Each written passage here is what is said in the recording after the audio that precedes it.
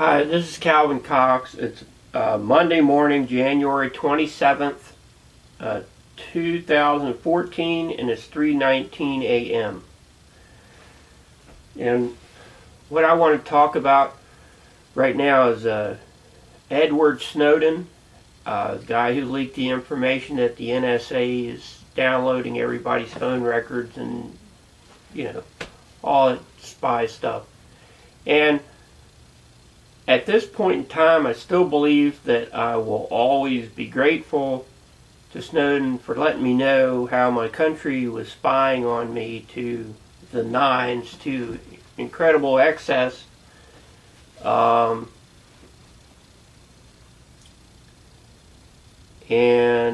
I don't think the whole story is out. And I don't think the whole story has written itself yet. I think there's still some pretty crazy chapters around the corner. And it doesn't do any good to bring shop talk upstairs to the office and try to use that, because you're likely to truly offend somebody. And that's not wise. Anyway, so my point is, there might be something yet that has not come to light, that some other information Snowden has stolen, and it's not out there yet, because they say that what I read in the newspaper, only 1% of the information that Snowden had stolen has been brought to light yet. And that was a whopper. So it could be there's a even bigger whoppers right around the corner. Big ones that, if that comes out, everybody's going to be, wow. But those whoppers could be whoppers you can't swallow. They might be too big.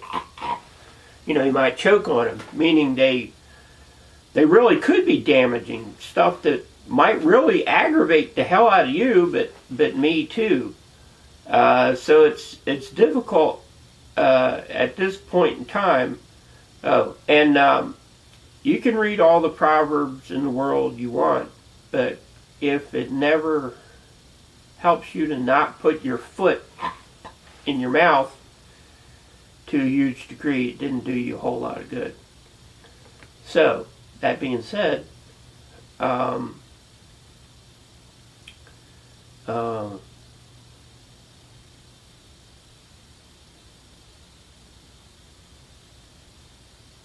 it's all said and done, I could end up actually hating Snowden in totality.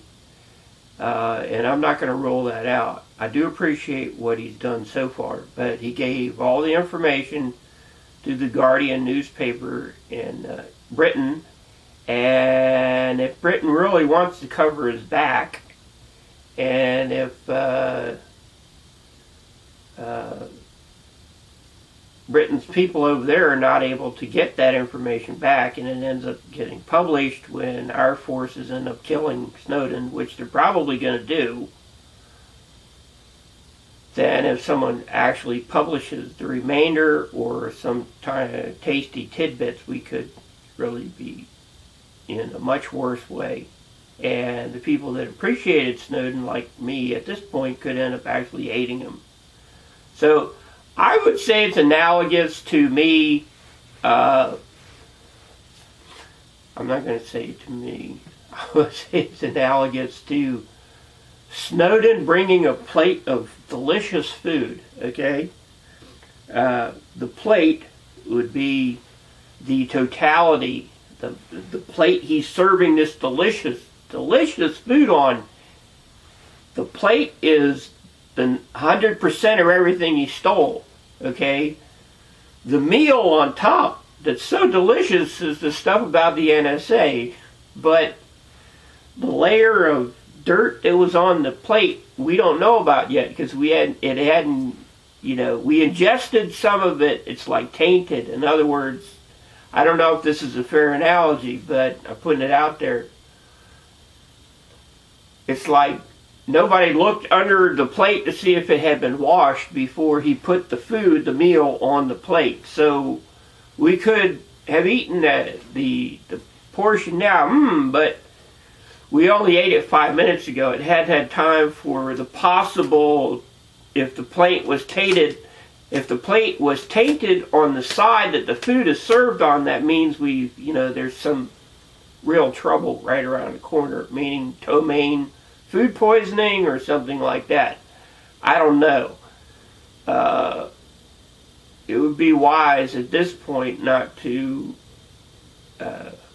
it would be wise to be cautious at this point. I just think it's somehow around the corner.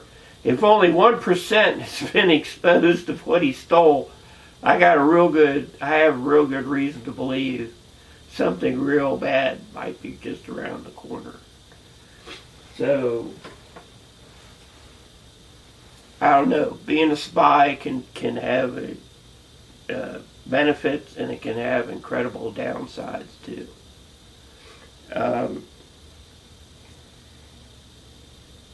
It's kind of a shame, I think from what I've read in the Washington Post, Snowden apparently wanted it in some way to benefit people, for them to be more aware of what was going on around them. Let me check my time.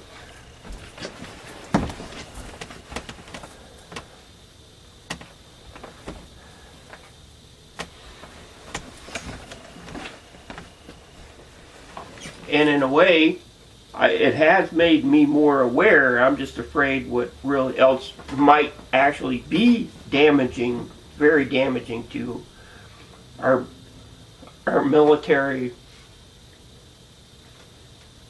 or something else. Perhaps we hadn't even thought of yet. But the newspaper said it's kind of like with Snowden's viewpoint. He wanted Americans to be more aware and be able to use that information to their benefit. Well, in my viewpoint, it's all about the progression and the marching forward of what we in the USA call freedom. Okay? Well, when freedom and prosperity does not extend down to the lower middle classes and the poor, I'm talking about prosperity if a man's willing to get up in the morning and go to work, okay, and work hard. Monday through Friday, a 40-hour week, that's national law. That's considered full-time. If a man's willing to do that 5 days a week, 8 hours a day, and keep his nose clean, not a drug head or drunk or, just keeps trying, then I think people should be able to get more than a lot of the really poor get now. I think working 80, 90 hours a week at 2 jobs just to simply keep a roof over your head and buy a little food, I don't call that really prosperity. I call that an existence. But you really can't move up from that. You're too damn tired. You can't really go attend school. You're too worn out. Who the hell can learn in that situation? Anyway, my point being, real teeth. If you're going to give somebody tools, something to work with to continually try and upgrade, it needs to have teeth, something you can sink your teeth into and bite onto, which would have been if Odin had thought about it a little more, I don't have money, but something like a website where people could weigh in on political issues and try and do a strategic viewpoint thing where it educates people quickly and to the point without making them read 50 pages on one little point somebody's trying to make. But, condense it down to where it's understandable for average readers. So people could deal with political points and vote in. One thing is the educational part of the website. Another thing would be up and coming votes, which are necessary and critical. The other thing would be a weigh-in section where people can, type in their viewpoint.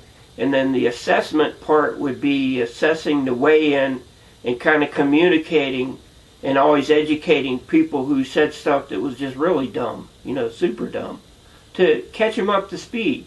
Because, a lot of people just don't understand these political things that are going on. Now, a website that could do that, that's a political website, but it is a powerful tool to put in somebody's hands. It tells them what's coming up that's important, why it impacts them, and helps the ones that don't understand come up to speed to understand the issues, okay? And it has a part that explains the issues concisely and to the point without making someone read 20, 30, 50 pages. You got to have a person that's highly educated and has done a hell of a lot of fucking reading to read that quick and understand it and digest it and be able to use it, okay? That's one thing. That's a real tool that has real teeth. Snowden has I said somebody's name. Snowden has only done the little part of the whole circle of helping someone. He's just made us a little bit more aware of something that's going on. He didn't give me something that has real teeth I could use. Okay? Let me check my time again.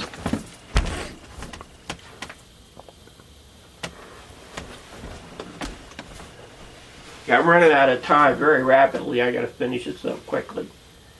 So Snowden's work was an attempt.